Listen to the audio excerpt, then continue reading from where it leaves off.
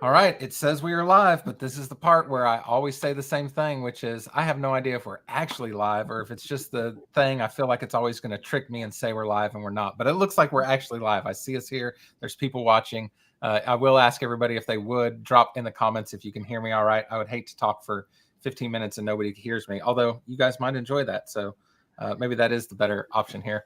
I see a comment here from Taylor saying, where is Paul in the thumbnail? You can see Paul is also missing from the call. Unfortunately, we had some confusion with Paul on the time conversions and time zones and all that. And it ended up this call was at a time he couldn't make. So he had to back out last minute here. So that's okay. I told him we didn't need him anyway. So love you, Paul.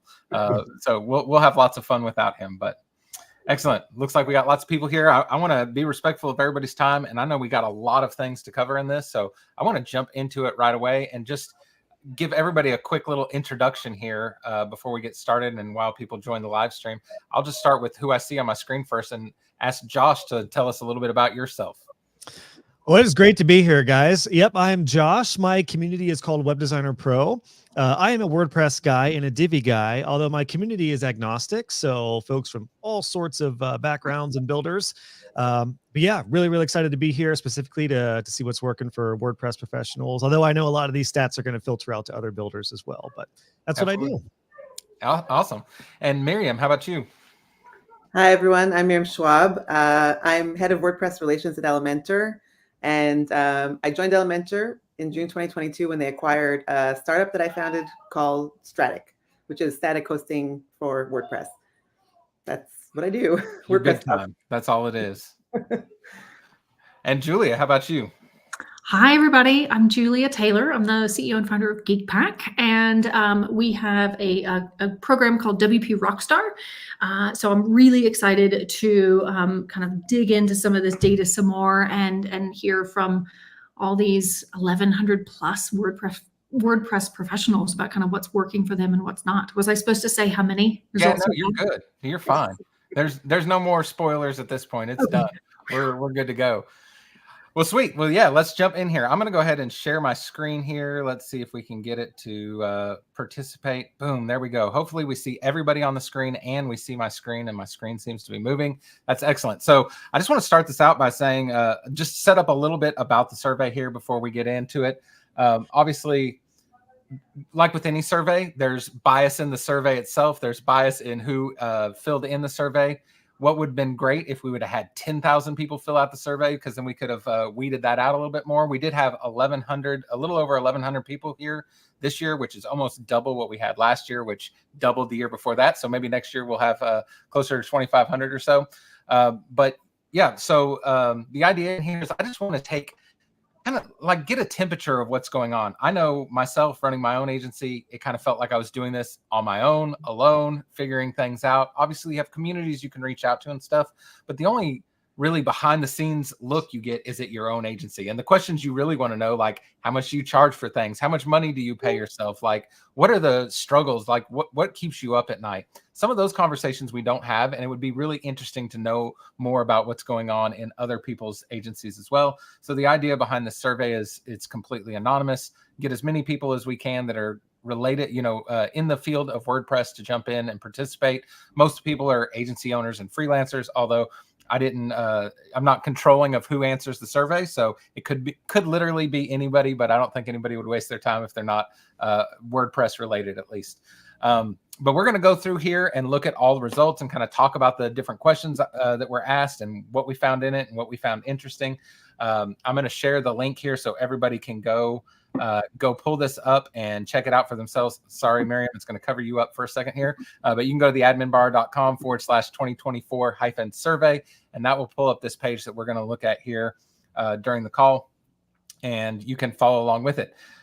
Two more things, and we'll jump in. One is I mentioned a little bit of the biases that go into it. Like with any survey, I think we got to take this information with a grain of salt. This is not the Bible of what's going on in agencies. but it's kind of taking a temperature for us and seeing where things are, which I think can be helpful and interesting and hopefully open some opportunities for you. I have no agenda with this. There's no sponsors. I'm not doing anything with the data myself. All of the data is completely open source. In fact, if you click on this link here that says full database of results, you'll be able to open up the Airtable base, clone it for your own copy, and do anything you'd want with the data. So everybody's welcome to do that. And if you find something really interesting, I would love to hear about it. So make sure to share that with me. All right. And as we get into the beginning of the survey, like I said, the database to me is really key because you can go in there and filter and sort things down. So you could say, I live in the US and I've been, I work solo and I've been doing this for 10 years. Well, you could filter that information down and then just see the results for people like you. What we're going to talk about today is kind of the overall results from everybody. So I kind of wanted to paint a picture of what that average looks like. So we had 1,144 freelancers and agency owners. The average years of experience is 11. 73% of the people who filled out the survey are running their business full time, and the average team size is 2. So we're talking about mainly smaller agencies. My guess is that's a lot of solo agencies and then a few bigger teams. 475 of them were from the US, which was by far the biggest. Next was UK at 134, Australia at 83, and Canada at 82. But we definitely are scoping, across the entire globe, which is pretty awesome. There's also some up and down arrows that you'll see throughout this. Those are when I've asked the same questions as previous years, and it's just to give you an indication if that's gone up since the previous year or if it's gone down since the previous year, so we can track some of those things. And then we have some new questions as well. So we'll start with one that I know everybody likes here, which is the average website project price. So the thing I pulled out of the data here was that 72% of the people are charging less than $5,000 on average for a website. And if you press this little plus button here, you get a nice little chart, a table here that shows you kind of that breakdown. And this is always an interesting one to start off with. And I know, Josh, you had some thoughts on this immediately when we jumped on the call today. So I would love to know what crossed your mind when you saw these numbers. I think the thing that really got me was the average of 11 years experience. So if there is on average a decade of web design experience and you're still averaging less than $5,000, it's very unlikely that you're at 6 figures. And that's a crying shame for web designers all over the world, no matter where you are in the world. I think there's a big issue and challenge with money mindset. And I think a lot of this is probably because as web designers, we probably came into web design just like I did, just fumbling into it. We weren't business minded. Mm-hmm. And most of the students that I coach and help have an odd background, something that's not in business or in entrepreneurship. So I think it's a testament to the struggles of becoming a business owner and charging your worth, charging your value. So my biggest thought is we have just got to start valuing our services more. I mean, what we're doing for our clients and businesses is potentially worth hundreds of thousands of dollars to one business. So, yeah, my first thought is man, this is a crying shame for a decade of experience. I want to see this tripled on average. Yeah, I know everybody I've talked to that's raised their prices and gone above this price point, none of them have said they've regretted it. So that's definitely a common thing there. I know, Julia, you have a big community of folks too. Does this number surprise you or stand out to you at all? I was thinking the exact same thing that Josh said about seeing the 11 years experience and knowing how the folks who responded to this survey and the amount of time they've been doing this and then seeing this, and I had the exact same thought, money mindset. And I think it's normal to have those kind of internal fears of, well, what if I charge a lot and someone says no, that doesn't feel good. And I love how you said, all the people who have charged a lot more, they don't regret it and they don't go back. And it is just that, that stepping stone of, okay, I've been here and moving up. But yeah, it's a real shame to see so many years experience and the value I know that all 1,100 plus people bring to their clients that is worth way more than, 2, 3, 5, 10 grand. So yeah, I think it's a shame, and maybe it's just a wake up call for us, Josh and I as kind of educators in this space of the money mindset side, and what can we do to really help folks out on the confidence side and pricing and knowing your worth to increase those prices. Yeah, I think part of that too is just like, oh, I couldn't possibly charge that. And then when you see, well, there's a whole bunch of other people that are charging that and are doing okay, that can be helpful too. So I think just having these conversations can be really important. Miriam, I know you kind of see this from a different perspective here, but did you have any thoughts on what people are charging for websites? Yeah, so actually I founded and managed an agency for 13 years before founding Stratic. I founded Stratic based on my learnings, having built many, many sites for many different types of clients, and doing that for over a decade. So I definitely had to struggle with pricing. When I sold my agency and then I started working on Stratic, it was in 2016. And then we were charging more than this on average per site, which means that considering inflation, whatever, like, so this is an interesting stat, but at the same time, in the initial information that you shared, it said that 73% of people are doing it as a full-time gig. So it means, I'm assuming, that they're making a living off of it. Yeah. So there's two ways you can go with pricing. One is positioning yourself as a kind of premium brand, which is what I did with my agency. We had a minimum amount per project, and we only worked with certain types of companies and organizations. Those companies and organizations were the types that were big enough that they had an in-house design team, for example, UX people even. We were focused on the initial UX and the development. We didn't do design. We focused on what we were really good at. And then the ongoing maintenance. So first of all, you can go premium, or you can become super efficient with how you build websites so that they take less and less time. Because at a certain point, you can't force your price up above what the market allows or accepts. Either if your brand is premium, then you can do that more, but otherwise, it is what it is. So then you need to become more efficient. And I think actually the good news for agencies is that we're in an era of more efficient tools that, including AI, Elementor now is about to launch our Copilot product, which will be like augmenting creators' abilities and giving them kind of superpowers. So yeah, it's a struggle. If anyone wants to talk more about branding in a premium way to charge higher prices, I'm happy to do that.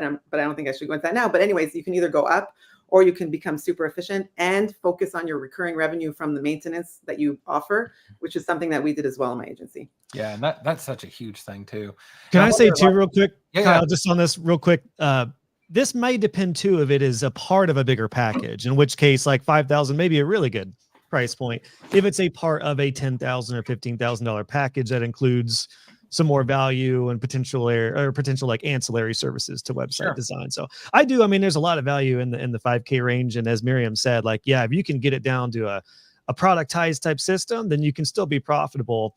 But the part that worries me here just overall is like the amount of percentage of people with this amount of experience. And then as we'll see, like, there's still a majority of people making way less than 6 figures who probably want to be over that.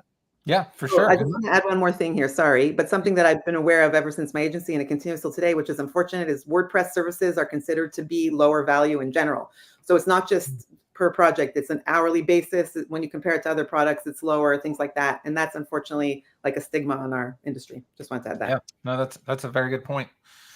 All right, well, let's dive in here to the total revenue. I know we'll probably end up spending more time on all these dollar amounts than we will anything else, but I want to be conscious of us trying to get through a lot of this. So the top line headline for this is 68% of the businesses we surveyed had a gross revenue of less than $100,000 US in 2023. So this breakdown here will show you 0 to 50,000 essentially was about 46% of the people we surveyed. So I think that does track with the prices people are probably charging for websites. We could probably figure out how many websites they're doing in a year and be pretty well in line with that. But with how much everything has gone up, I know at least here where I'm at, everything has gotten so much more expensive. $100,000 isn't what it used to be, So when you're talking about gross revenue for a business and then all of your expenses and all your time and everything, that probably doesn't leave much meat on the bone here either. So any thoughts on that, Miriam?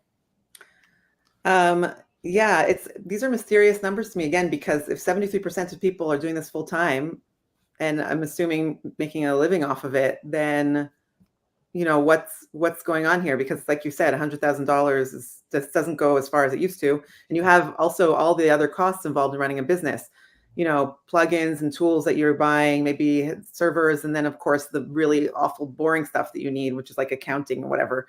Sure. So, yeah, but the benefit of this type of service is that potentially people are living in lower cost areas, right? Like not everyone's living in the center of New York City, I'm assuming. So $100,000, depending on where you live, can actually be okay. I don't know. Yeah. And it's interesting too, like how low our cost of running this business can be. You know, I talk to other business owners that live in my area. They run completely different businesses. When I tell them, you know, yeah, I spend maybe 20-25% on business expenses, and the other, you know, 75-80% is essentially profit on the business, which is, you know, you can't do that in most businesses because it's so cheap to do this. Julia, any thoughts on this one? Yeah, I think the the expense side is an interesting one, because when I was working with clients, now granted it's been a few years, my expenses were incredibly low. So I was able to do a lot with very low expenses.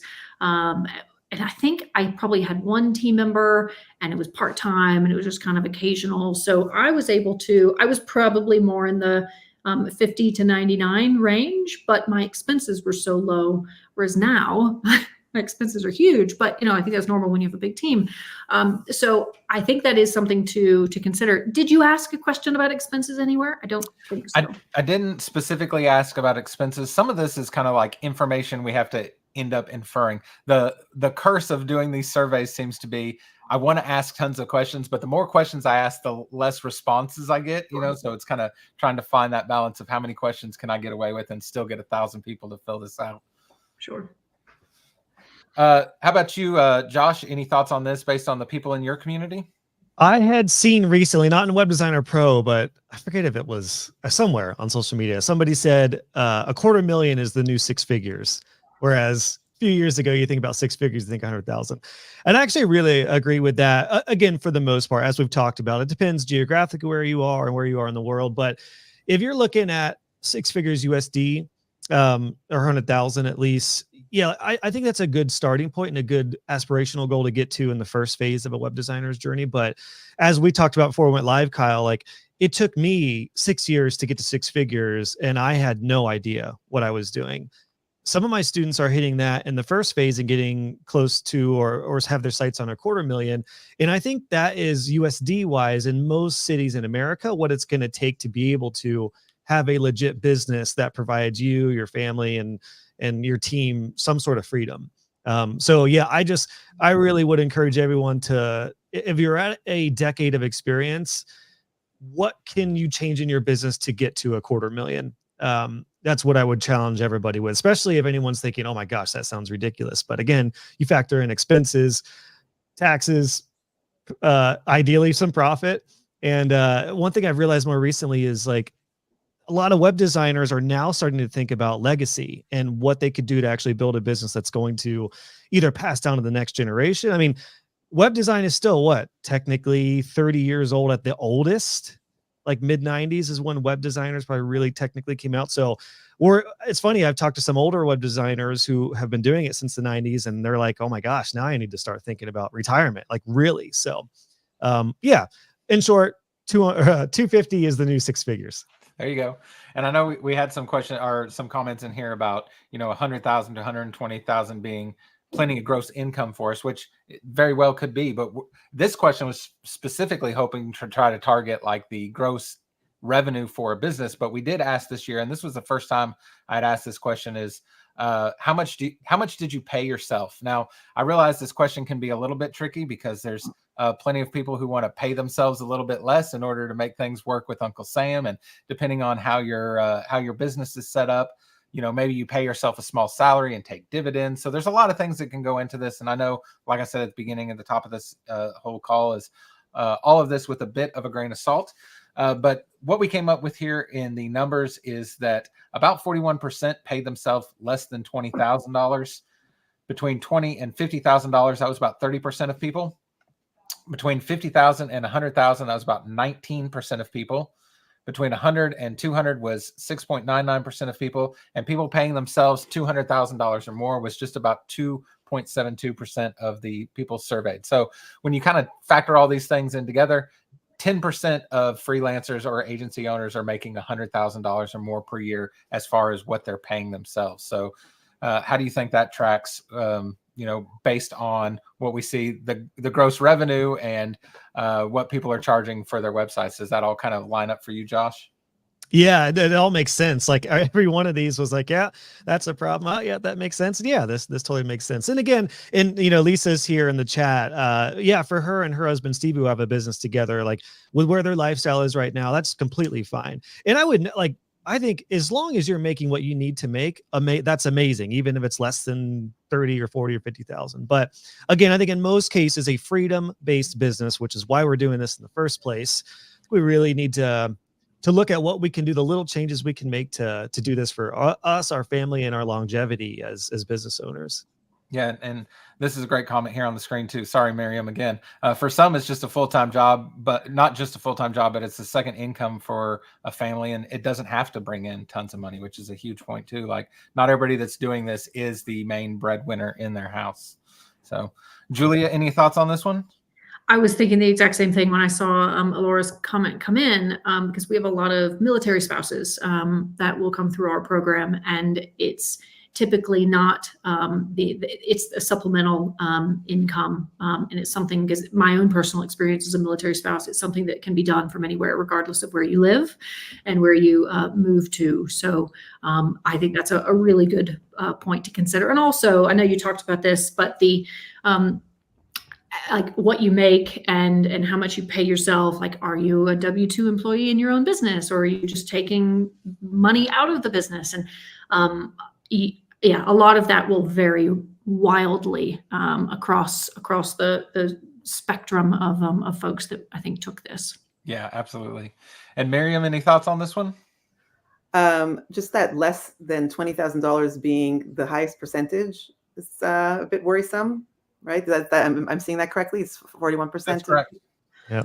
So I guess that makes sense if it is a second income, which is totally legit. And I actually founded my agency after I gave birth to my fourth kid, because I was like, okay, 9 to 5 is not working for me anymore, because kids are so unpredictable, and I needed something that was more flexible. So, and that's what's great about this business. It's like, can work for you according to your terms, according to your needs, and that is equally important to how much you're making. So I guess that's the picture here, something like that, because otherwise making less than 20K a year, I don't know how people can live off of that, no matter where they live, practically. Also, we had this discussion recently, like and I don't think this is in the survey, right, Kyle, but inflation, like we're just used to everything getting more expensive in life. And I'm shocked at how many web designers I've talked to who have had the same pricing for like 7 or 8 years. So again, going back to the average of this being a decade of experience, yeah, if you don't raise your rates in like 7 years, of course, you're just going to stay stagnant. The rest of the world is getting more expensive. So all that to say, like, I always encourage my folks, don't be afraid to inflate your expenses as well. Like, raise your rates basically to account for inflation, because you have to do that to stay in business at some point. Yeah, essentially, you take a pay cut every year that inflation goes up, and you don't raise your prices. Greg has a great comment here too, as well, saying when he transitioned from thinking about revenues to thinking about quality of life, my agency became a joy. And that is one good reminder here. This survey obviously starts out talking about a bunch of money questions, I think, because they're the tantalizing ones we want to know about, and because I put them in that order, I guess. But obviously that's not the entire reason we do this business. There's a lot of things we could do to make money, but not all things I could go do to make money would happen in the basement of my house wearing, a hoodie and talking shit on the internet. So there's a lot of things that go into this that are pretty great that don't have to do with revenue, although revenue is nice. All right, so let's talk about recurring revenue. I know, Miriam, you brought that up earlier. Essentially what I asked in this question is, what percentage of your revenue is from recurring revenue sources? And what we came up with was about 32% of people are making half or more of their money from recurring revenue sources, which I think is absolutely awesome. The higher we can get that number, the better, because for me, that was the biggest stress in this business, is the up and down, not sure exactly how this next month is going to go. And it was never so much about raising the ceiling of how much I could make, but raising the floor of how much I'm going to make as a baseline to make sure I can feed the kids and pay the bills and all that. So while the first, money numbers didn't make me super excited, I feel like this is actually pretty good indication that people are taking recurring revenue serious. So what did you think about this one, Miriam? Oh, I'm excited to hear that, because like you said, running a project-based business, it's so unpredictable. And it's like, people are like, make a cash flow projection. And you're like, well, okay, but like March, I might have just one project, and April, I might have 5. Like, and you can do all you want to try to project that, but you just really can't, because people are people and things happen and whatever. So that's something that I learned pretty early on in my agency and started offering it. At first I was like, who's going to want this? They can just go and get hosting, but they do want that connection with the person who built their site. They have a good relationship with you, probably, hopefully, and they trust you, and they want you to continue taking care of the site, because it's not their thing. It's not their area of expertise. And it's a great way to set up a baseline, which keeps things stable when inbound projects or whatever, however you do your sales, is not as predictable. So yes, yay, good job, people. or when you want to take a vacation, or when the economy takes a crap. There's like a million reasons why this is great. Julia, how do you feel about this one?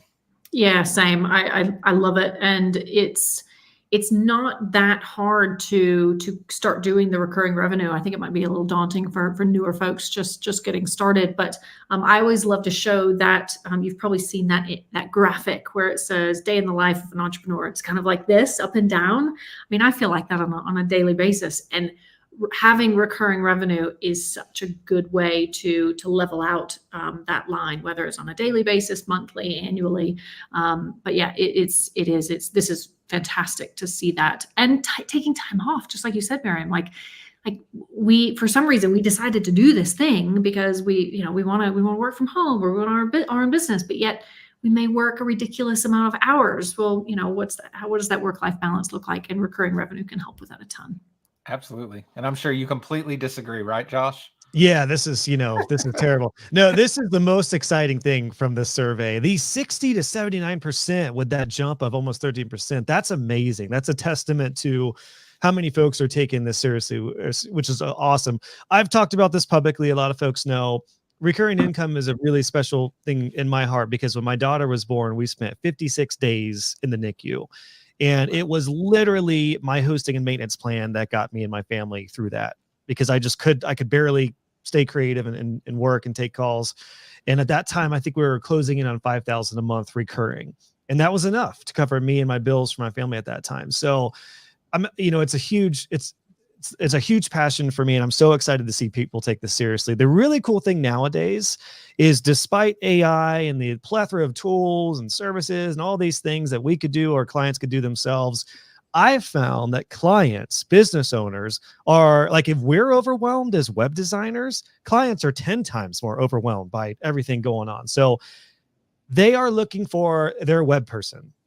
I think the resurgence of this term webmaster is, I don't know if it's going to catch on, but that old dated term, the IT guy from the 90s who could figure everything out, is kind of what we're looking at now for a web designer. Like, I know everyone here, whether you're doing social media or hosting or copy or messaging, whatever you're doing, you're getting all those questions. So I think as much as we could do in the confines of what we're comfortable with and offering web design services, I think that's wonderful. And we should, become a webmaster and try to add it in some sort of recurring plan as much as possible.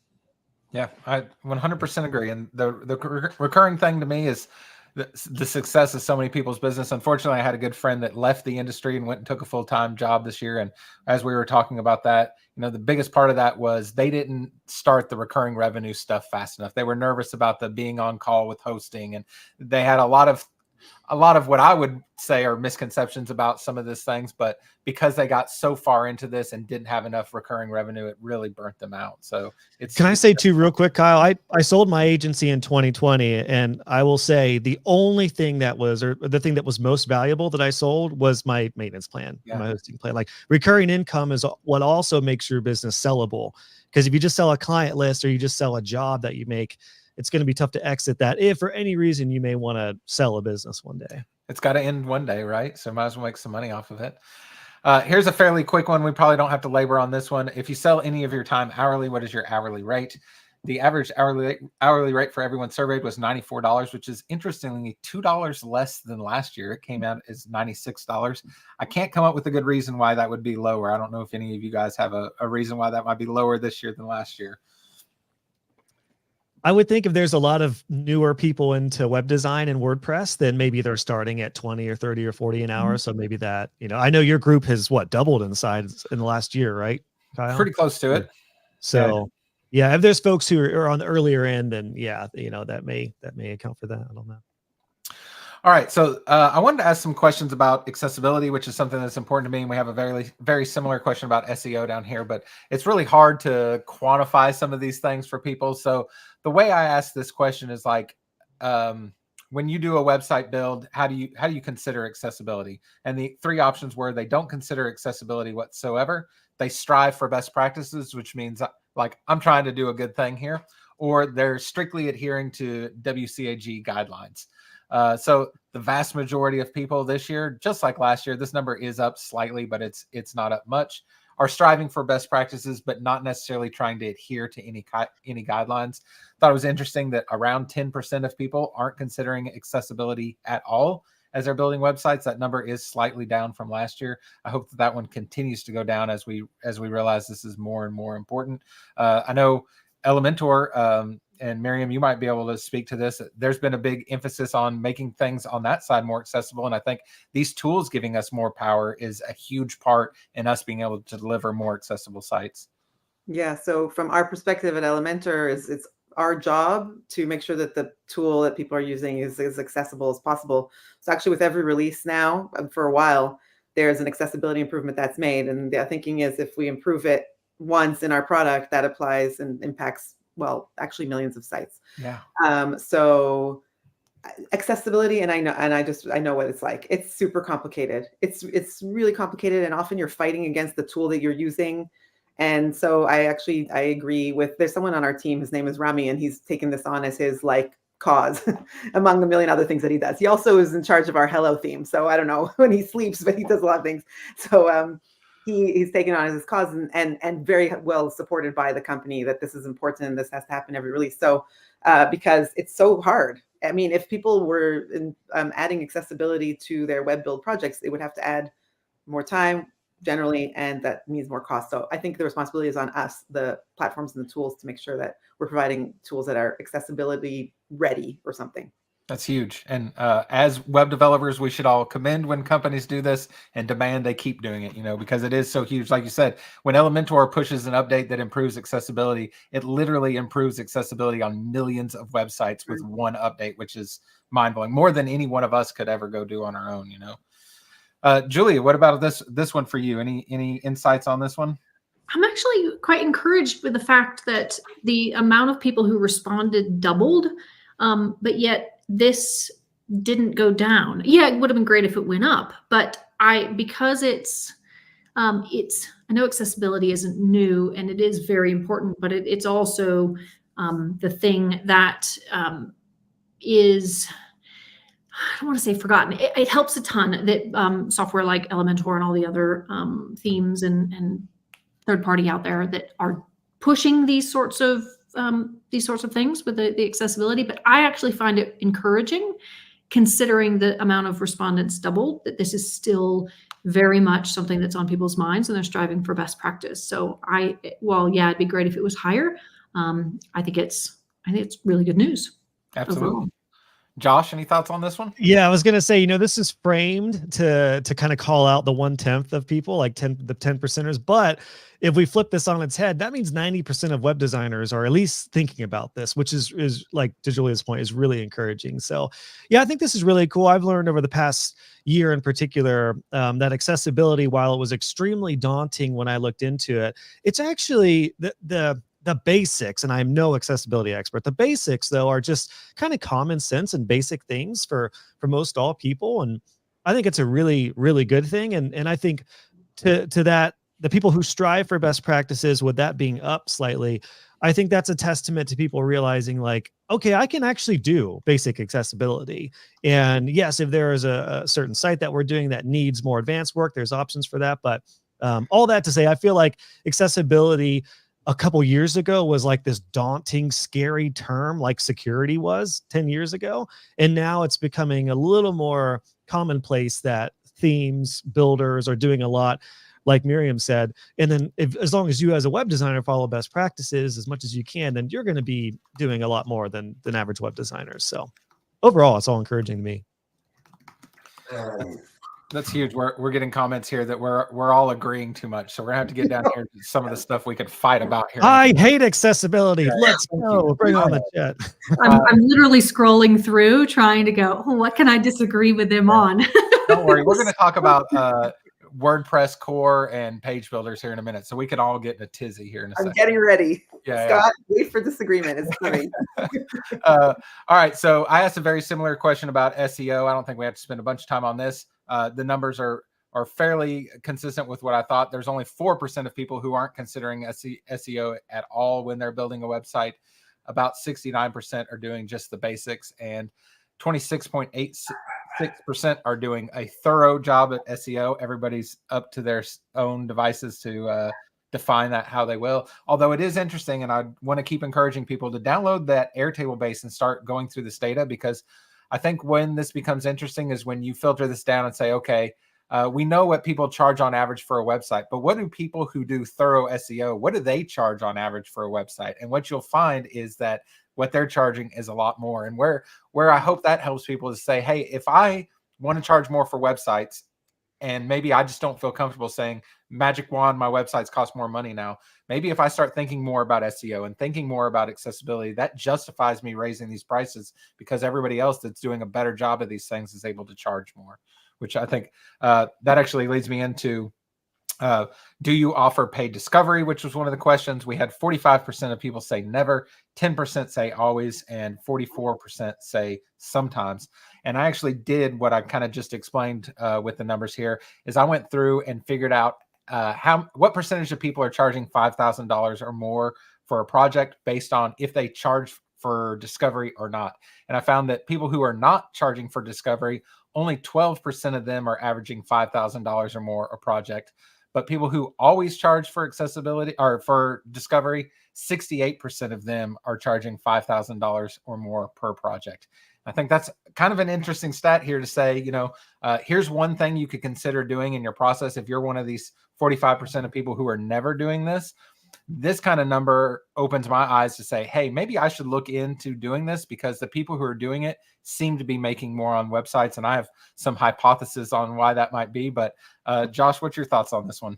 Yeah, this is really fascinating. This just wasn't even a thing when I got going into web design, and even at the heyday of scaling. I don't know too many people who are doing this, but I think psychologically, if somebody pays for a quick win, or even if discovery includes something with it, like an audit or like some sort of lead generator that gives some value that's pretty quick, yeah, it goes a long way. I mean, I would almost link in paid discovery with like a low ticket offer, whether it's like $100, like I said, audit or conversion test or ideas or something like that. I think all those could be lumped in with some sort of paid first tier of level of trust. But yeah, and this is probably really daunting for those getting started. So I would say this is something to aspire to for those who want to eventually get here. But absolutely, if you're at a place where you know your niche, you know your market, you know your value, and there's nothing to lose, I would say the worst thing you could do, or the easiest thing to do, is just try it out. Try to pay discovery for a couple months and see where it goes. Absolutely. Julia, what are your thoughts? I have a kind of separate idea, but I have a coach who taught paid discovery, and she's a marketing coach, so it wasn't specific to websites.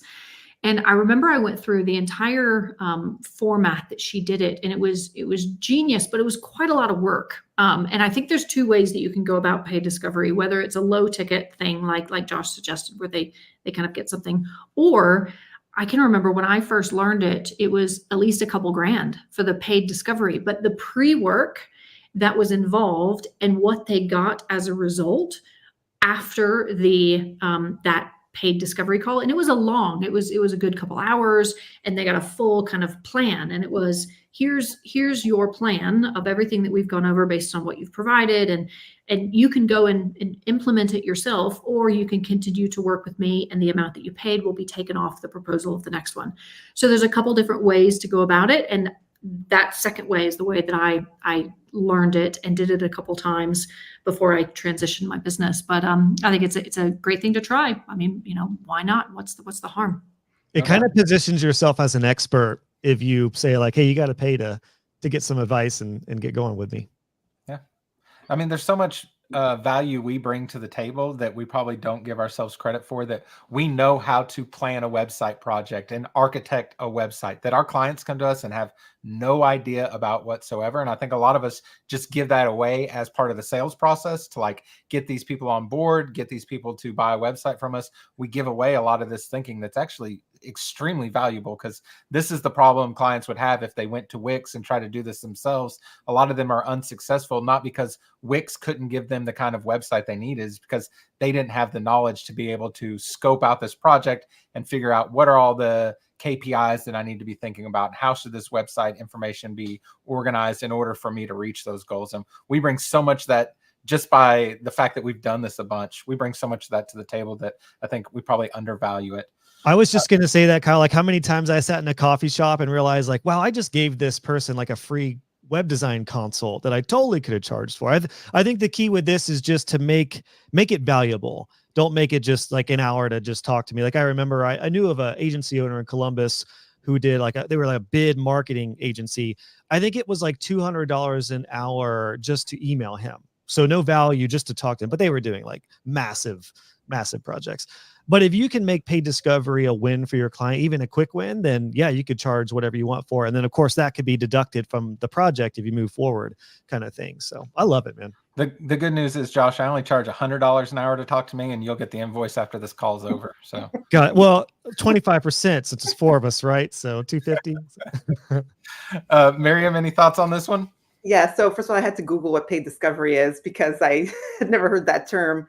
Also, I'm based in Israel, so we used a different term for it in Hebrew, which helps no one. But now that I know what it is, it probably helps anybody else in here from Israel. I want to know. Ifyun, if you know what it is, Ifyun, which means characterization. And pretty early on, also in my agency, I realized that this has to be a part of the project, and they have to pay us for it, because for a few reasons. One is to do it properly, it was like at least a 10-hour project. I mean, some people, again, I mentioned the types of companies we worked with, but like they were coming probably with some kind of existing website. It was probably a mess. We needed to like re-architect everything, like the content and everything, and take into their strategic goals, take them into account. What are you trying to achieve? Who's your target audience? What kinds of pages do you need?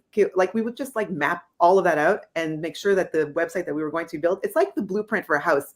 I never understand how people are going to build a website without actually planning it like really thoroughly.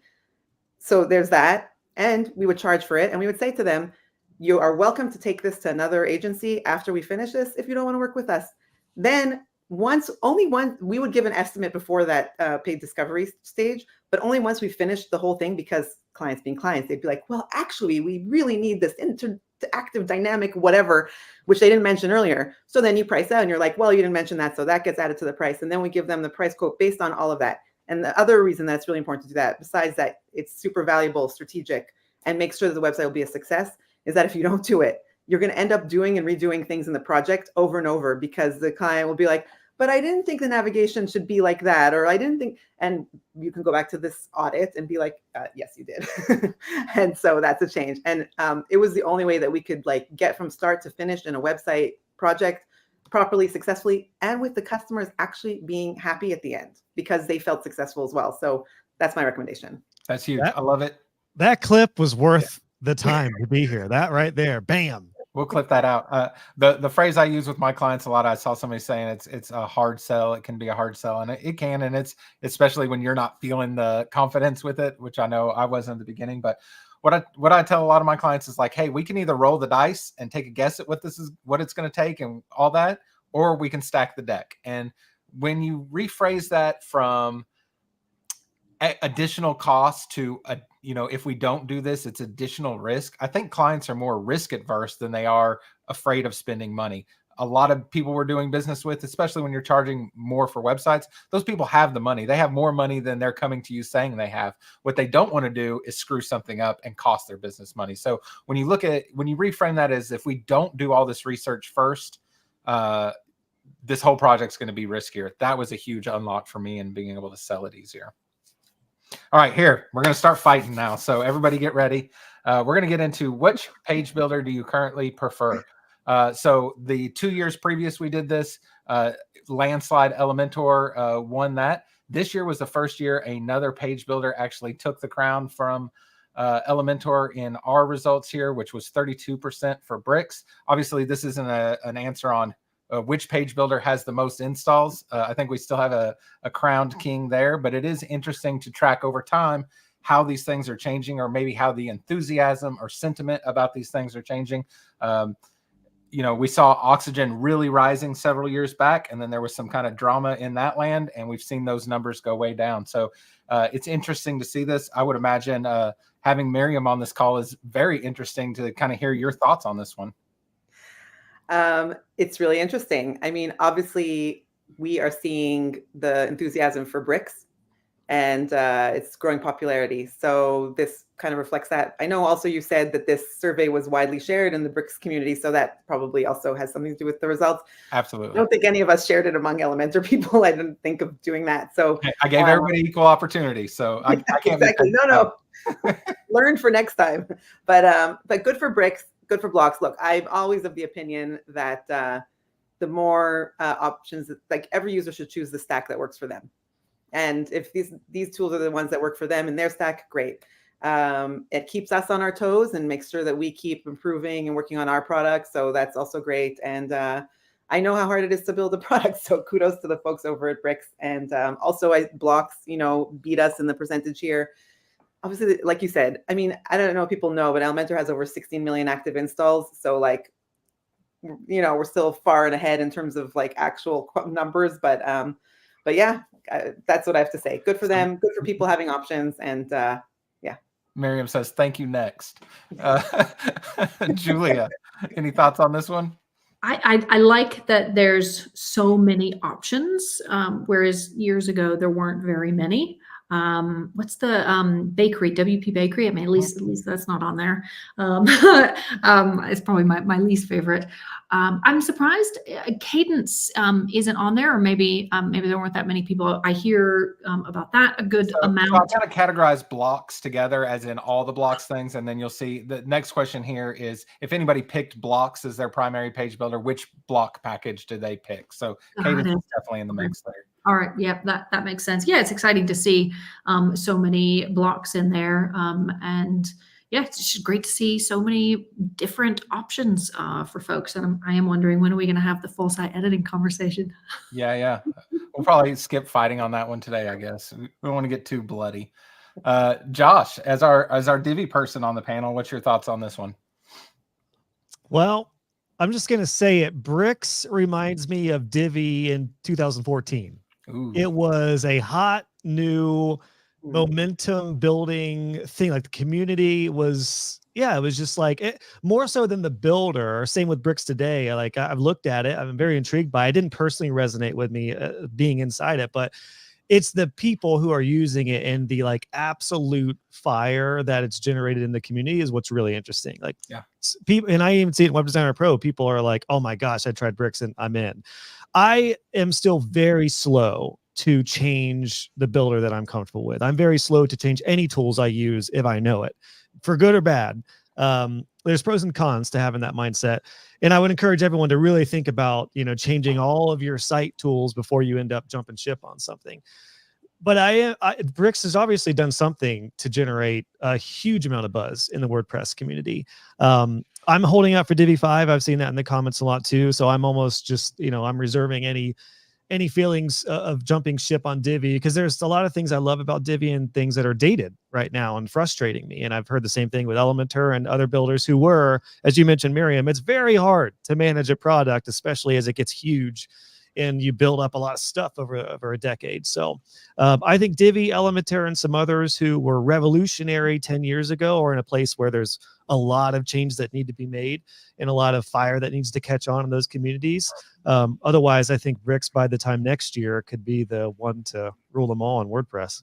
Yeah, it's funny though, too, just by nature as technology people, we're people that are more on the we like to be on the cutting edge of stuff. Not everybody, but we're going to be more tempted in that way, you know. So my guess is if we're doing this survey a couple years from now, there'll be something that's not on this list right now that's then at the top of it because it's what's catching fire at the time. So that's always interesting too. And just like I know we have a lot of passionate Beaver Builder fans in our community, and that number's down this year, but not much. It's kind of hovered around this spot. But I even went in here through the Airtable base and filtered things out, and the Beaver Builder people average higher revenue than the Bricks people, which is an interesting thing to look at. You know, obviously once we start filtering those things down, there's less people in the survey, but you know, that probably speaks to a more mature audience. They've been using Beaver Builder for, I think Beaver Builder just celebrated 10 years.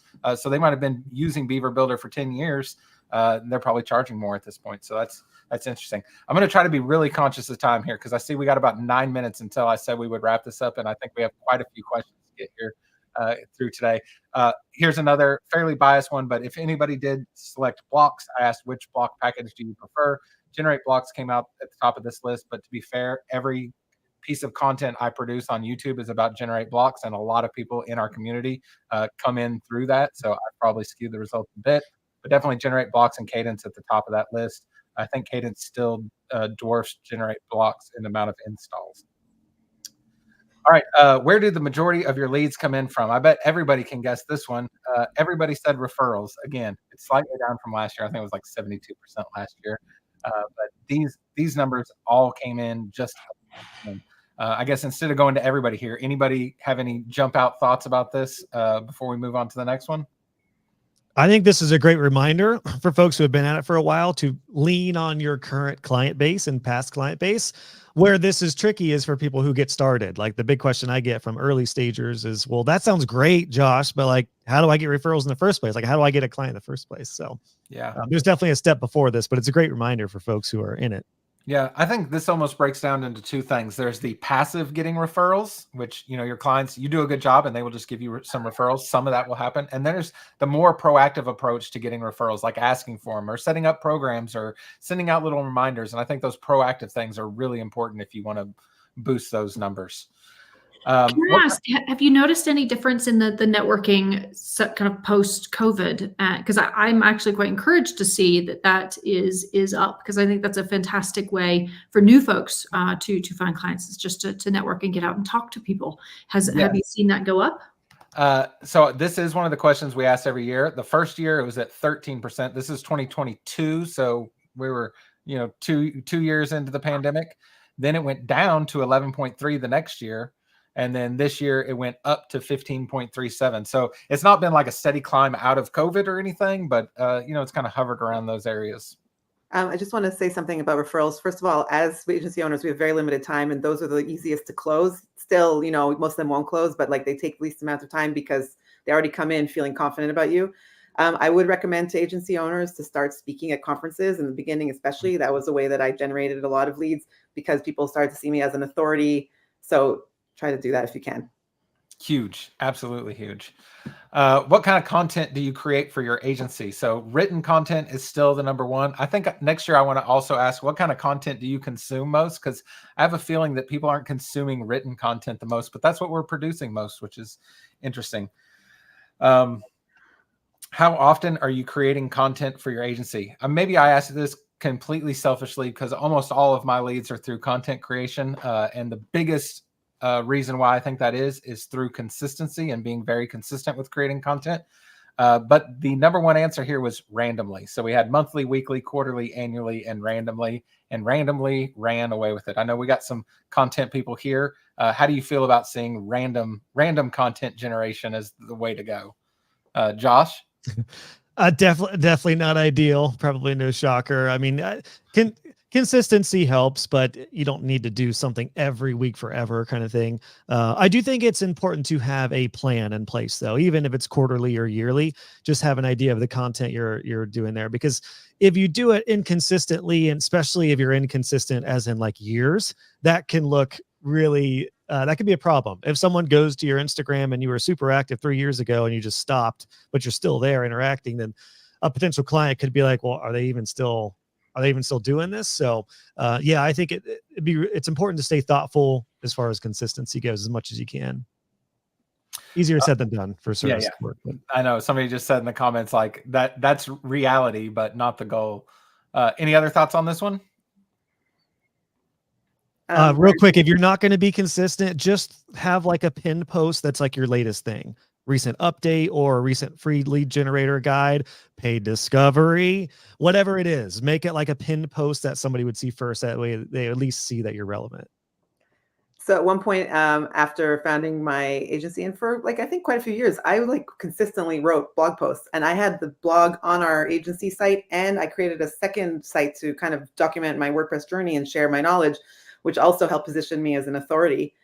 And then at some point I just couldn't keep it up. And now at this stage, I can barely eke out like a post, whatever. And I have a list of things that I actually really should be writing, and I just can't do it. So I lean on Twitter and like LinkedIn for like the short, quick stuff that I can like fathom doing. And other than that, I'm with everyone who says it's just so hard. It's really hard. I mean, it's super valuable, super valuable. If there's something valuable you can do for your business, it's that. But I'm in the random camp because I can't do it myself. I'm with you. All right. Do you have a well-defined niche? This came out to 40% no, 38% somewhat, 21% yes. I did one of those. Let's do the math again here, and found that just 28% of agencies without a niche exceed 100,000 in revenue, while 41% with a niche broke the six-figure mark. Obviously, that's not just having to do with a niche. You're probably not going to have a niche when you first start, so this probably favors the people who have been in business a little bit longer, but an interesting stat nonetheless. Outbound marketing, we'll skip on that one. I know we're just getting so close to time. What percentage of your services are done in-house? Based on the kinds of people that filled out the survey, I'm not too surprised to see that obviously most of them were done in-house, but we were at 66% of people have 90 to 99% of the work done in-house, which I probably fall into that, even though I'm probably subbing out 10% of the work. So a little interesting on that one. Do you plan on hiring in 2024? 54% of people say they do not have plans to hire in 2024. Anybody have any thoughts on why this might be? Hiring is so risky and expensive. Lord, yeah. I mean, you're like committing. I mean, unless you manage to hire like on an hourly basis, and then you can like align that expense to your income. But you're like committing to a monthly fixed expense, and you're hoping that your project rate keeps up with that. And I get it. And also, I think, there's some kind of downturn, inflation, everything. It's scary to hire. It's a big commitment. And all right, it's fight time, because I actually quite disagree. Okay. I have found scaling to be like the time and freedom opener. And like, yes, it's expensive and it is risky. You're totally right, Miriam. I'm kind of playing there, but you can only get so far by yourself. And there's a book. This book's called Free Time by Jenny Blake. And what she says, and this is what I'll say right here, she says, the only reward for doing everything in your business is burnout. And I think we're facing a very, very big epidemic with burnout, especially for web designers who are doing everything and they're only making $50,000. So I would seriously consider scaling, if someone had a scaling course that was. So I'm going to disappoint, because I agree with you. I'm a big talker, because after I gave birth to my fifth kid, yes, I kept having kids. I made my first hire. We're working together till today. That kid is now 17. And I eventually grew my agency to 8 people, but that was actually too big. So I like shrunk it down to 4, but I was not alone. I agree. If I had been just me, no way that I could have done things. But it's like hiring, you have to do really, really carefully. And just start small. That's the big thing that I learned. Just make it low risk, low pressure, and then be prepared for kids and emergencies and stuff. Yeah. All right. How would you characterize the trajectory of your business? We had 63% growing, 31% stagnant, and 4%. I'm rounding on all these declining. The growing number is down a little bit. I'm trying to see. Do I remember exactly where that was last year?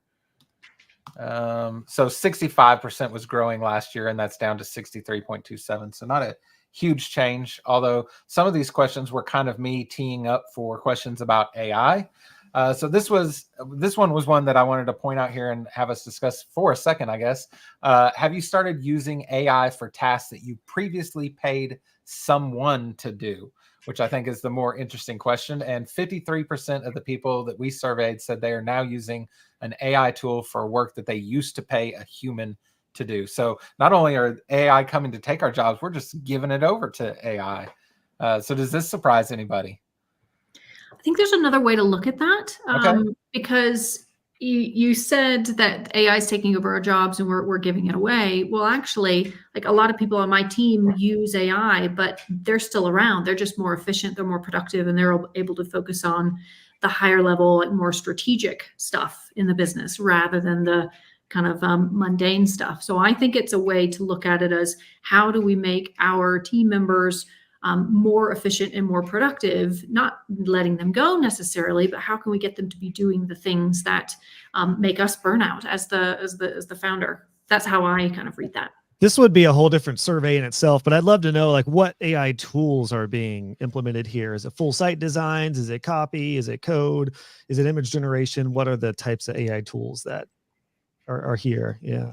I think people's like fear of AI in terms of replacing us is similar to the fear of like when spreadsheets were created that weren't like writing on paper anymore, and Word and things that made us more efficient. But like in the end, it just empowers us to do more. It doesn't replace us. So AI is kind of like that. So we don't have to do like the repetitive, really mundane tasks or things where we have like writer's block. I use it a lot for helping me at least formulate, let's say, my social media posts in some ways, or writing variations or things like that. And I don't know, it's just like it gets me past my own internal mental stumbling blocks sometimes. So I think it's not going to replace us. We still need the human touch and creativity and input. It's just it's giving us more powers.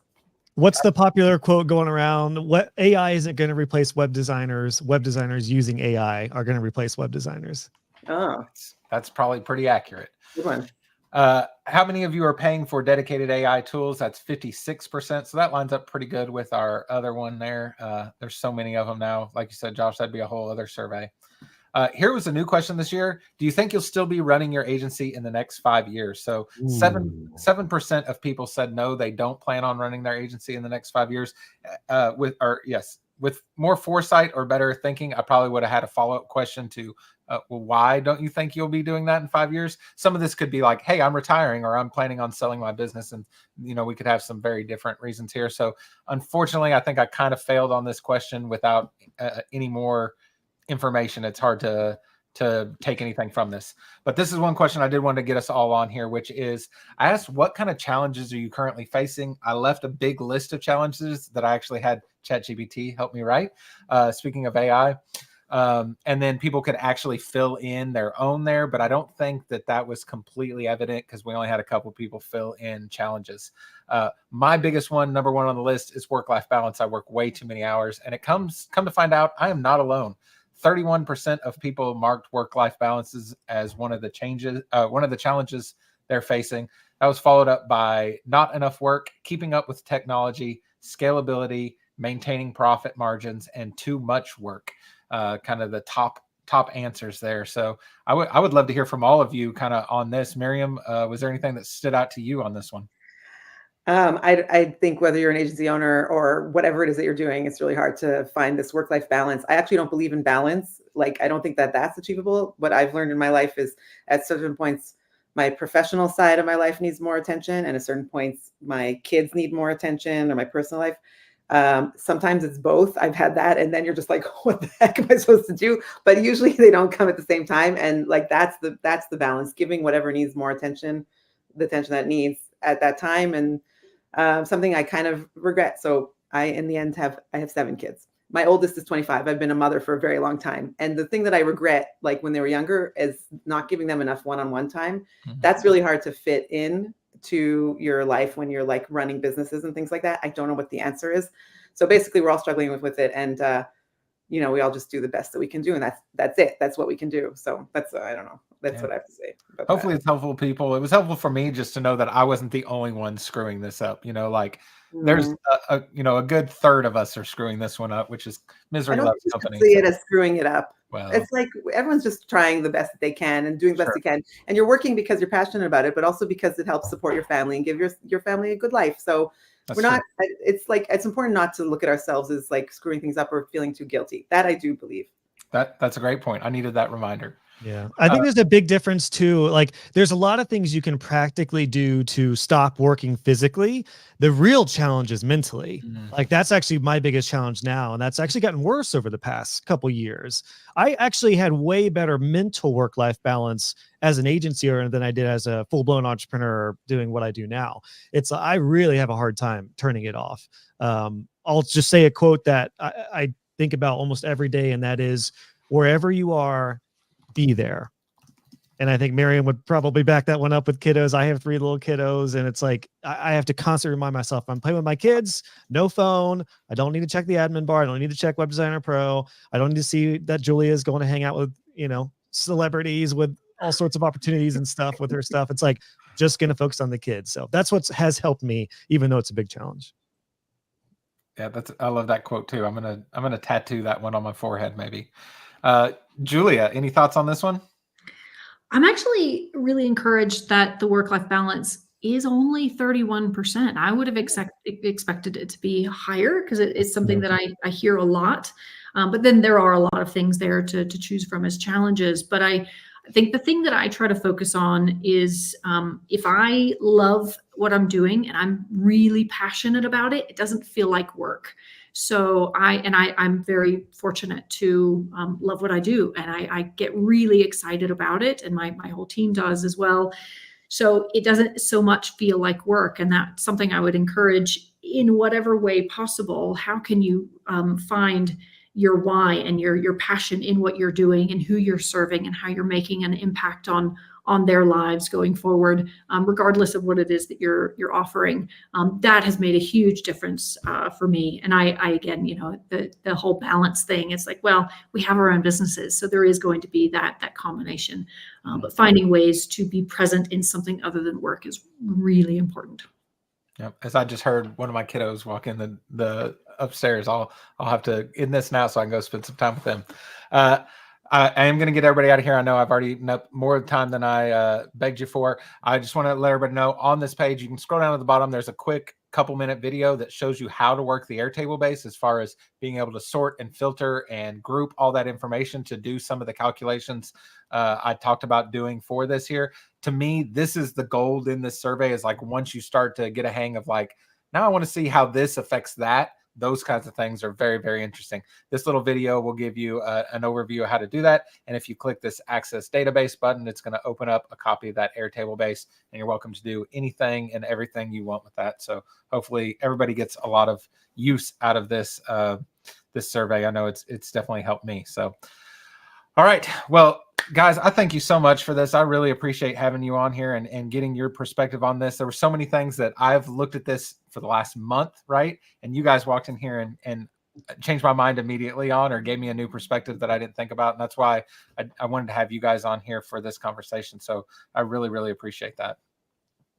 Well, thanks for having us, and great survey. Wow. Kyle, dude, let's all round of applause for Kyle. My gosh, man, well done. This is a huge amount of work and undertaking. Like, this is super valuable. On behalf of my entire community, thank you for doing this. This is awesome. Well, thank you. I hope everybody gets lots of good use out of it. And thanks to everybody who participated in it. I know taking time out to do a survey like this that you don't really get anything out of. The only thing you get out of it is knowing that if everybody participates, we get better results. And there was over 1,100 people that did that. So I really, really appreciate that. Can I just say, like, a quick motivational minute with this? Because this is my biggest takeaway from this, is we see what is working and not working in the results here. I hope this is an encouragement for those who are maybe stuck at under 50,000 and they've been plateaued for a while, that you can build recurring income, you can raise your rates, you can do paid discovery, you can focus on areas of service that you maybe never thought about. So I'm hoping this is an encouragement to folks to see what they can do to hit the next level here. So that's my biggest takeaway. Amen. I love it. Well, sweet. Well, thank you guys again. This won't be the last time. We'll have you all on again soon. I really appreciate all your time today. And everybody else, go find some cool things and send them to me. I would love to nerd out about this some more. So you know where to find me. All right. We will talk to you all soon. Bye-bye. See you, everybody.